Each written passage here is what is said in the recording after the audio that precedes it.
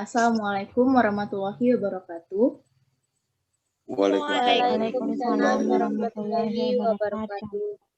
Kembali lagi bersama Bincang-Bincang Akuntansi episode 5 mengenai Accounting for Merchandising Operation. Bersama saya sebagai MC, Adi Septianti, kemudian bintang tamu dihadiri oleh Ibu Nado Salsabil, Ibu Neke Febriana Putri, Ibu Ratna Wijayanti, dan juga Bapak Aldimas Saputra. Yang pertama, saya akan bertanya kepada Ibu Neke Febriana Putri mengenai aktivitas dan alur operasional perusahaan dagang. Bisa tidak Ibu Neke sebutkan kegiatan pokoknya? Baiklah, saya akan menjawab pertanyaan dari Ibu Ade. Sebelumnya saya akan menjelaskan apa itu perusahaan dagang. Perusahaan dagang adalah perusahaan yang membeli barang dagang dengan tujuan menjualnya kembali tanpa mengubah bentuk barang terlebih dahulu. Nah, sedangkan kegiatan pokok dari aktivitas dan alur operasi perusahaan dagang, yang pertama, melakukan transaksi pembelian dan penjualan barang dagang, baik tunai maupun kredit. Yang kedua, melakukan penyimpanan barang setelah pembelian dan sebelum barang dijual. Yang ketiga, melakukan transaksi retur pembelian dan retur penjualan jika diperlukan. Yang keempat, pendapatannya berasal dari hasil penjualan barang dagangan. Yang kelima, terdapat perhitungan harga pokok penjualan untuk menentukan laba atau rugi. Dan yang keenam, beban operasionalnya terdiri atas beban penjualan dan beban administrasi umum. Baiklah, terima kasih atas jawabannya. Kemudian, dalam akuntansi perusahaan dagang terdapat istilah-istilah dalam kaitannya dengan arus harga perolehan. Tolong Ibu Neke sebutkan dan jelaskan istilah-istilah tersebut. Istilah-istilahnya ada 5. Yang pertama, persediaan barang dagangan awal atau beginning inventories, yang merupakan total harga perolehan atas barang dagangan pada awal periode yang nilainya diambil dari nilai persediaan akhir periode sebelumnya. Yang kedua, pembelian atau cost of goods purchase adalah total harga perolehan atas barang yang dibeli untuk satu periode. Pembelian bersih sama dengan pembelian kotor ditambah biaya angkut pembelian, dikurang retur pembelian, dan dikurang diskon pembelian. Yang ketiga, barang tersedia untuk dijual. Cost of goods available for sale atau barang tersedia untuk dijual, yaitu total harga perolehan atas barang tersedia untuk dijual untuk satu periode yang dihitung dengan menjumlahkan persediaan barang dagangan awal ditambah pembelian bersih. Yang keempat, harga pokok penjualan atau cost of goods sold adalah total harga perolehan atas barang yang terjual dalam satu periode, dan harga pokok penjualan sama dengan unit yang terjual dikali harga perolehan per unit.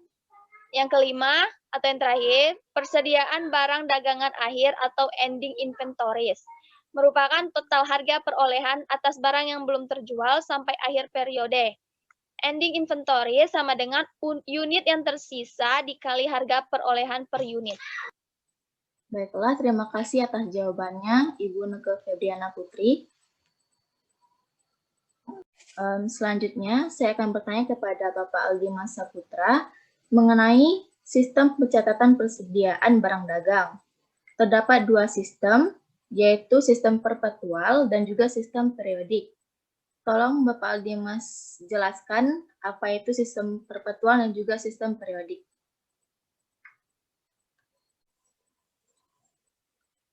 Baiklah, sebelum saya akan menjelaskan kedua sistem tersebut, dua sistem tersebut adalah merupakan dua sistem yang pencatatan yang mana sangat menentukan bagaimana persediaan dalam pencatatan akuntansi. Yaitu ada sistem perpetual atau metode buku, dan sebuah lagi sistem periodik. Saya akan menjelaskan sistem perpetual terlebih dahulu, yaitu sistem di mana setiap transaksi yang menimbulkan nilai persediaan yang masuk dan keluar akan dicatat dalam kartu persediaan. Kalau sistem periodik, yaitu sistem yang mana setiap akhir periode dilakukan perhitungan secara fisik untuk menentukan jumlah persediaan akhir dihitung dengan mengalihkan jumlah barang yang tersisa dengan harga pokok penjualan per unit. Baiklah, bisa tidak Bapak Aldimas sebutkan salah satu perbedaan antara kedua sistem tersebut? Salah satu perbedaannya, kalau dalam sistem periodik, setiap melakukan pembelian tunai atau kredit, maka persediaan yang dibeli dicatat dengan mendebit akun pembelian dan mengkreditkan akun kas atau utang. Dalam sistem perpetual, setiap melakukan pembelian tunai atau kredit, maka persediaan yang dibeli dicatat dengan mendebit akun persediaan dan mengkreditkan kas atau utang. Dan satu lagi, di sistem perpetual, perbedaannya dengan sistem periodik, setiap transaksi yang berhubungan dengan barang dagang langsung mempengaruhi nilai persediaan dan melibatkan akunnya. Itu di sistem perpetual. Kalau di sistem periodik, setiap transaksi yang berhubungan dengan barang dagang tidak menggunakan akun inventory, melainkan purchase. Baiklah, kepada Pak Aldimas atas jawabannya, terima kasih. Selanjutnya, saya akan bertanya kepada Ibu Nada Salsabil, apakah perbedaan atau perbandingan pencatatan transaksi sistem periodik dan sistem perpetual? Tolong Ibu Nado sebutkan dan jelaskan. Baiklah, saya akan menjelaskan perbedaan pencatatan transaksi sistem periodik dan sistem perpetual. Yang pertama, jika transaksinya pembelian barang dagang secara tunai atau kredit, maka jurnalnya kalau menggunakan sistem periodik yaitu pembelian pada kas atau utang dagang. Kalau menggunakan sistem perpetual, maka jurnalnya yaitu persediaan barang dagang pada kas atau utang dagang.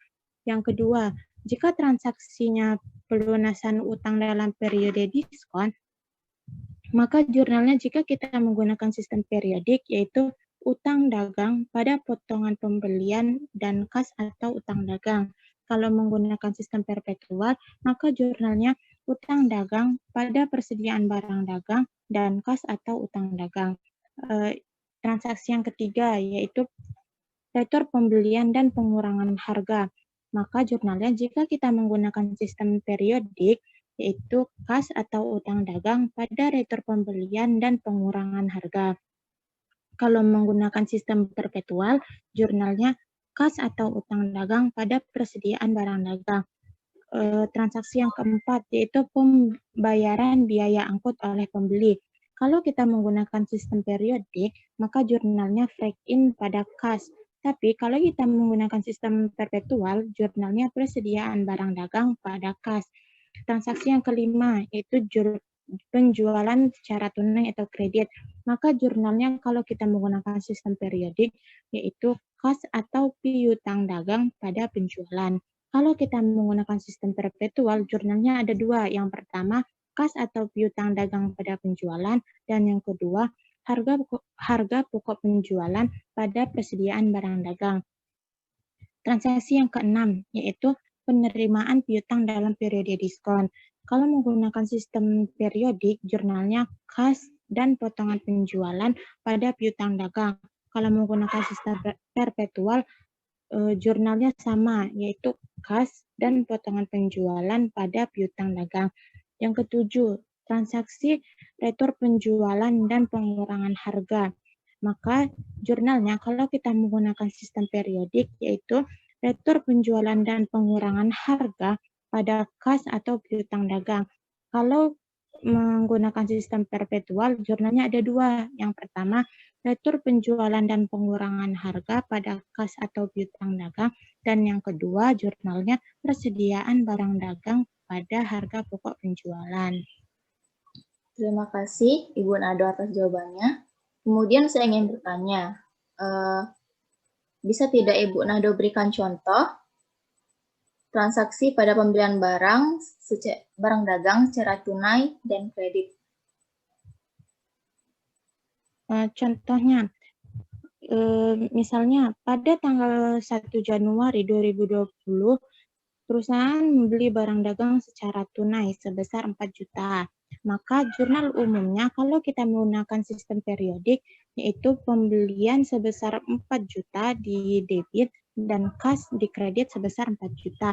Kalau kita menggunakan sistem perpetual, maka jurnalnya persediaan barang dagang di debit sebesar 4 juta dan kas sebesar 4 juta di kredit.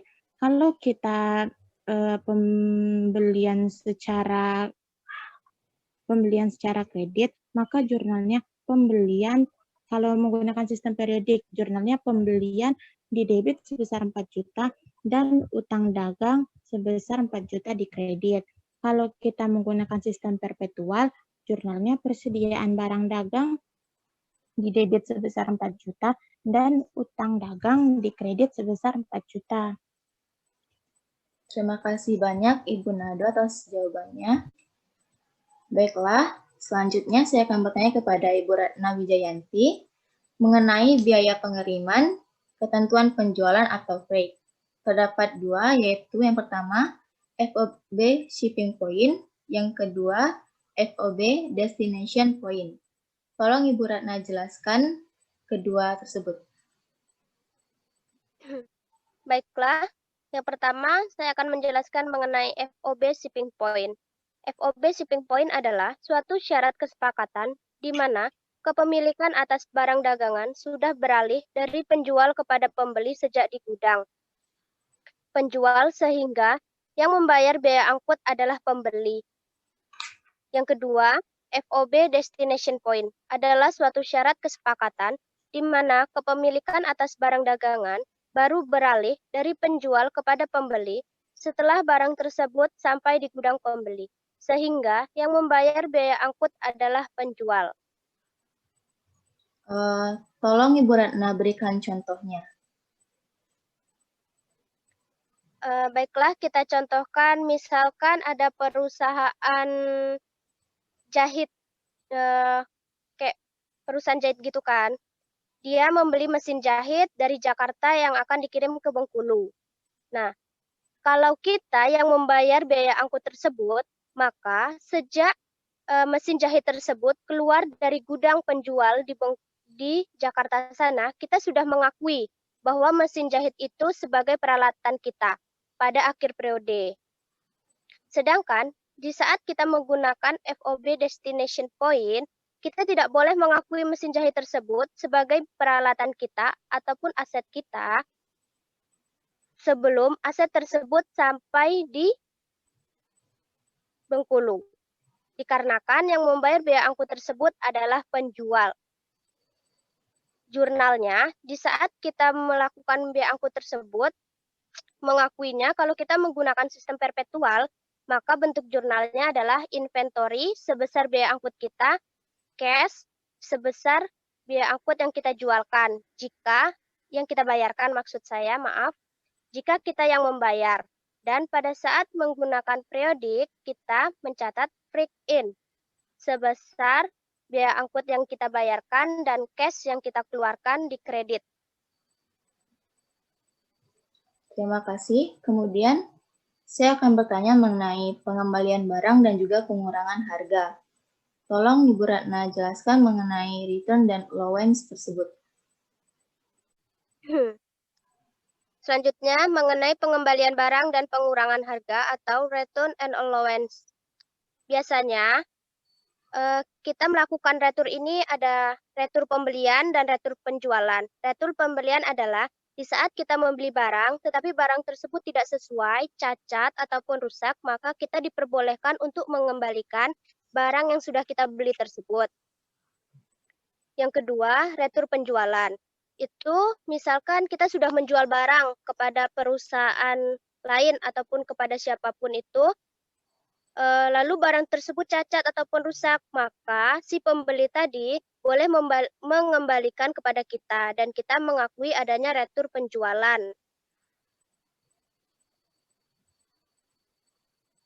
Terus, tentang pengurangan harga. Pengurangan harga adalah transaksi yang dicatat dengan mengkredit akun retur pembelian dan pengurangan harga pembelian, serta mendebit akun utang ataupun cash. Baiklah, terima kasih atas jawabannya. Kemudian saya akan bertanya mengenai diskon dalam akuntansi persediaan. Syarat pembayarannya terdapat pembayaran tunai, cash, atau pembayaran kredit on account.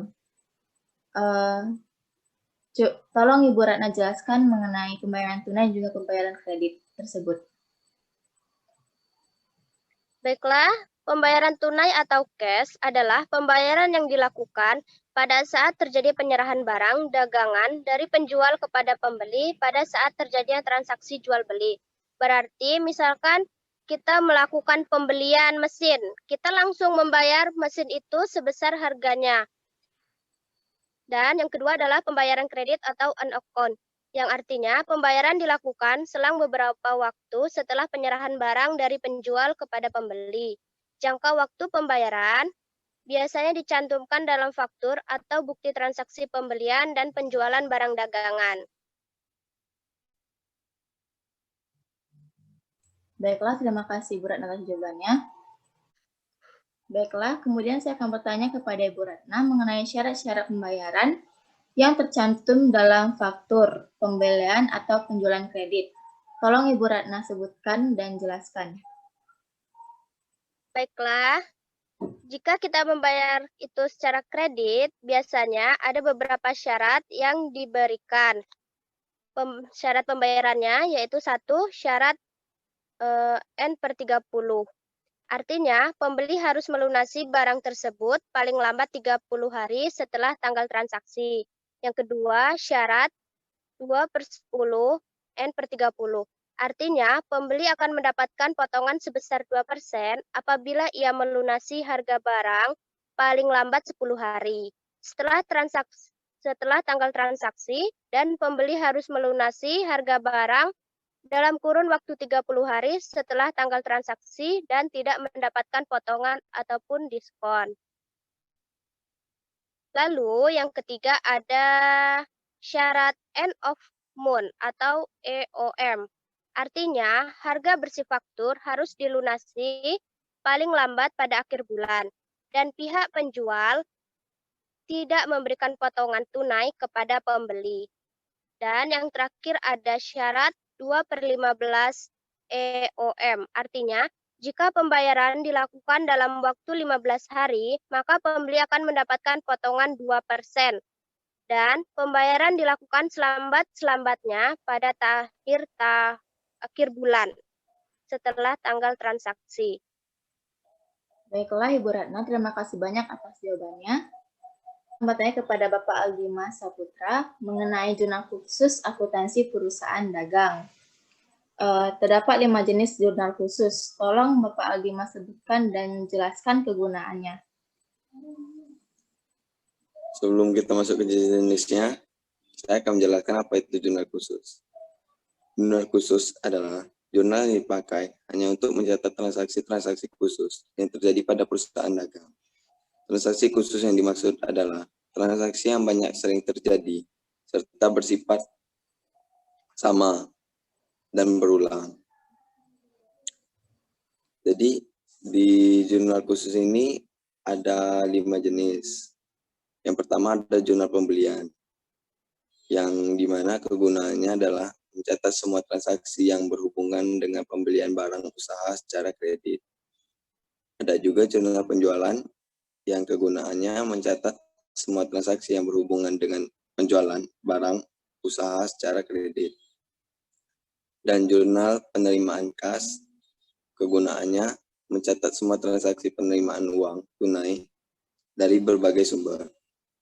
Ada juga jurnal pengeluaran kas, yang mencatat semua transaksi pengeluaran uang tunai berkaitan dengan operasional perusahaan. Dan terakhir ada jurnal umum, yang berisi perjurnalan transaksi-transaksi yang tidak tertampung di buku jurnal khusus yang tersedia. Mengapa sih jurnal khusus tersebut diperlukan? Seiring dengan perkembangan perusahaan, maka transaksi yang terjadi di perusahaan akan bertambah banyak. Meski transaksi yang dilakukan bertambah dalam kuantitas, tetapi jenis transaksi yang dilakukan relatif sama.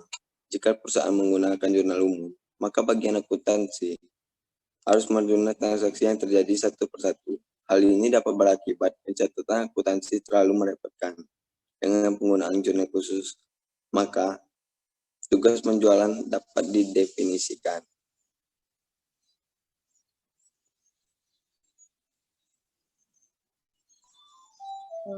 Kemudian saya akan bertanya, tolong Bapak Dimas sebutkan langkah-langkah penjurnalan di jurnal khusus. Langkah-langkah penjualan di jurnal khusus yaitu ada 1, identifikasi bukti dan jenis transaksinya, dan 2, gunakan jurnal khusus yang sesuai dengan jenis transaksinya. Untuk transaksi yang tidak memenuhi kriteria untuk dicatat di buku jurnal khusus, maka catatlah di buku jurnal umum seperti pengembalian pembelian, pengembalian penjualan, pembelian peralatan, dengan menerbitkan nota wesel, dan lain-lain. Yang ketiga, jika akun yang didebit atau kredit tidak tersedia kolomnya, maka dicantumkan kolom serba-serbi.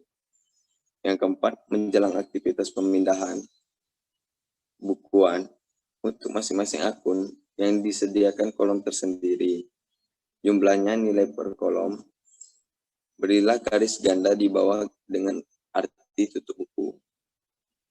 Yang kelima, untuk masing-masing buku jurnal khusus, total debit harus sama dengan total kredit. Dan yang terakhir, pemindahan bukuan ke buku besar utama untuk akun yang mempunyai kolom tersendiri. Nilai yang dipindahkan adalah berdasarkan total nilai akun tersebut yang merupakan hasil perhitungan di langkah kelima. Terima kasih Bapak Aldimas atas jawabannya. Baiklah, kemudian Bapak Aldimas, tolong sebutkan perbedaan jurnal umum dan juga jurnal khusus. Baiklah, saya akan menyebutkan perbedaan dari kedua jurnal tersebut. Di sini saya akan menjelaskan dari segi bentuk. Kalau di jurnal umum, dia itu bentuknya terdiri dari 2 lajur kolom. Dan jurnal khusus, banyak lajur kolom. Kalau di pemindahan ke buku besar, di jurnal umum, dilakukan setiap transaksi terjadi. Kalau di jurnal khusus, dilakukan secara kolektif atau berkala. Kalau di segi pencatatan, perbedaannya, kalau jurnal umumnya, semua jenis transaksi harus dicatat dan secara kronologis. Kalau jurnal khusus hanya mencatat transaksi-transaksi yang sejenis atau sering terjadi. Kalau di segi pencatat, di jurnal umumnya dapat dilakukan oleh 1 orang. Kalau jurnal khusus dapat dilakukan oleh beberapa orang. Kalau dari penggunaan, di jurnal umum hanya pada perusahaan jasa dan perusahaan dagang kecil yang transaksinya sedikit. Kalau di jurnal khusus hanya dilakukan pada perusahaan yang skala besar dengan transaksi yang banyak. Baiklah, terima kasih kepada Bapak Aldimas atas semua jawabannya. Kemudian saya akan bertanya kepada Ibu Neke Febriana Putri mengenai jurnal penyesuaian perusahaan dagang. Tolong Ibu Neke jelaskan pembedanya dengan jurnal penyesuaian perusahaan jasa. Baiklah, saya akan menjelaskan perbedaannya. Sebenarnya dalam siklus dagang, untuk membuat jurnal penyesuaian itu umumnya sama dengan perusahaan jasa. Yang menjadi pembeda itu hanya beberapa item. Yang pertama, jika sistem periodik, nilai persediaan akhir diketahui dari perusahaan melakukan perhitungan fisik dan nilainya akan dimunculkan pada jurnal penyesuaian. Jurnalnya yaitu persediaan barang dagang berada di posisi debit, sedangkan harga pokok penjualannya berada di posisi kredit. Nah, yang kedua, jika sistem perpetual, jurnal penyesuaian yang berkaitan dengan barang dagang baru akan dimulai atau dibuat apabila hasil perhitungan fisik berbeda dengan kartu persediaan. Maka, jurnal penyesuaian yang dibuat, yang pertama, jika nilai persediaan lebih kecil di kartu persediaan daripada hasil perhitungan fisik, maka persediaan barang dagang berada di posisi debit dan harga pokok penjualan berada di posisi kredit. Yang kedua, jika nilai persediaan lebih besar di kartu persediaan daripada hasil perhitungan fisik, maka harga pokok penjualan berada di sisi debit, sedangkan persediaan barang dagang berada di posisi kredit. Baiklah, kemudian saya akan bertanya kepada Ibu Nuke mengenai harga pokok penjualan. Tolong Ibu Nuke jelaskan apa itu harga pokok penjualan. Baiklah, harga pokok penjualan atau HPP adalah total harga perolehan atas barang yang terjual dalam satu periode. HPP sendiri merupakan akun kelompok beban. Nama lainnya adalah beban pokok penjualan dan dalam bahasa Inggris sering disebut cost of goods sold. Bisa tidak Ibu Nuke berikan ilustrasi untuk memahami HPP? Baiklah, misalnya suatu perusahaan pada bulan Oktober 2020 membeli 100 unit barang dagangan dengan harga perolehan per unit $10. Nah, selama bulan Oktober terjual 80 unit barang dagangan dengan harga jual $15. Maka dari ilustrasi ini, penjualan untuk bulan Oktober 2020 sama dengan 80 unit dikalikan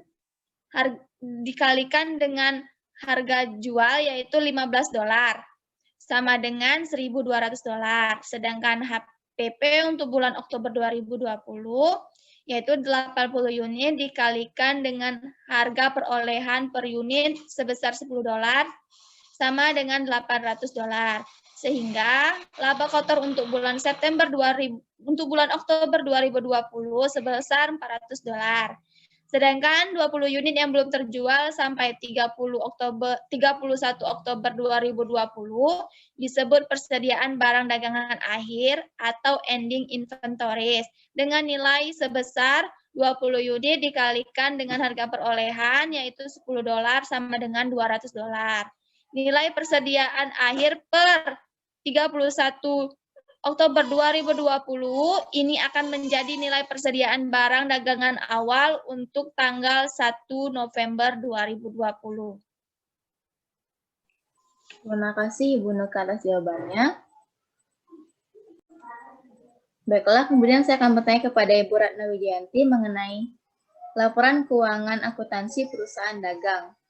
Tolong Ibu Ratna sebutkan 3 laporan keuangan tersebut. Yang pertama, laporan perusahaan dagang adalah laporan laba rugi. Laporan yang kedua adalah laporan perubahan modal ataupun equity. Dan yang ketiga adalah laporan posisi keuangan. Laporan laba rugi dapat dilakukan dengan 2 cara, yaitu single step dan multiple step. Tolong Ibu Ratna jelaskan mengenai single step dan multiple step tersebut. Yang pertama yaitu single step. Single step ini biasanya digunakan oleh perusahaan jasa untuk melaporkan laporan laba rugi, yang artinya pendapatan yang diperoleh langsung dikurangkan dengan semua beban untuk memperoleh laba atau rugi. Tidak adanya pengelompokan pendapatan operasional ataupun non-operasional dan beban operasional ataupun non-operasional. Sedangkan laporan laba rugi dengan format multiple step ini biasa digunakan oleh perusahaan dagang ataupun manufaktur. Perusahaan menyajikan penjualan yang dikurangi dengan harga pokok penjualan untuk memperoleh laba kotor. Kemudian laba kotor dikurangi dengan semua beban operasi untuk mendapatkan laba rugi bersih. Yaitu multiple step ini adanya pengelompokan antara beban operasional dan adanya juga pengelompokan pendapatan operasional dan non-operasional. Baiklah, terima kasih banyak kepada Ibu Ratna telah menjawab. Kemudian saya akan bertanya kepada Ibu Nado Salsabil mengenai pencatatan akuntansi jurnal penutup. Dalam pencatatan jurnal penutup menggunakan akun ikhtisar laba rugi harus dibuat meliputi transaksi-transaksi. Tolong Ibu Nado sebutkan transaksi-transaksi tersebut. Baiklah, yang pertama yaitu penutupan akun-akun pembelian, termasuk akun kontrak ke ikhtisar laba rugi, dapat pula dipisah dengan akun kontraknya. Yang kedua, penutupan akun-akun penjualan, termasuk akun kontrak ke ikhtisar laba rugi, dapat pula dipisah dengan akun kontraknya. Yang ketiga, penutupan akun-akun biaya ke akun ikhtisar laba rugi. Yang keempat, penutupan akun-akun pendapatan ke ikhtisar laba rugi. Yang kelima, penutupan akun ikhtisar laba rugi ke akun modal jika bentuk perusahaan perseorangan, dan menutup akun saldo laba ditahan jika bentuk perusahaannya perseroan. Dan yang keenam, penutupan akun prive ke akun modal jika bentuk perusahaannya perseorangan, dan menutup akun dividen ke akun saldo laba ditahan. Baiklah, kemudian saya akan bertanya mengenai neraca saldo setelah penutupan dalam akuntansi. Tolong Ibu Nado jelaskan mengenai neraca saldo tersebut. Pada pencatatan neraca saldo setelah penutupan, untuk siklus perusahaan dagang itu sama dengan perusahaan jasa. Yang membedakannya itu hanya ada beberapa akun tambahan yang timbul karena kegiatan perusahaan dagang, seperti merchandise inventory, retained earning, dan lain-lain. Baiklah, terima kasih kepada Ibu Nahdo telah menjawab. Baiklah, tidak terasa kita telah berada di penghujung bincang-bincang akuntansi pada hari ini. Terima kasih kepada para bintang tamu yang telah hadir pada bincang-bincang kali ini. Saya sebagai MC mohon maaf apabila ada kesalahan kata. Wabillahi taufiq wal hidayah. Wassalamualaikum warahmatullahi wabarakatuh. Waalaikumsalam warahmatullahi wabarakatuh.